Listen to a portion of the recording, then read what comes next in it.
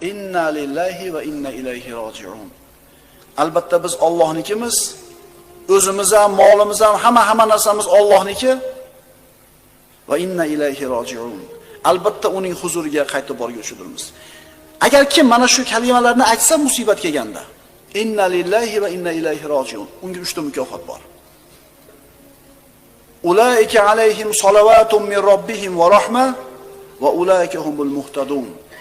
Ana o'shalarga Parvardigorlari tomonidan salovat, mag'firat va rahmat bordir.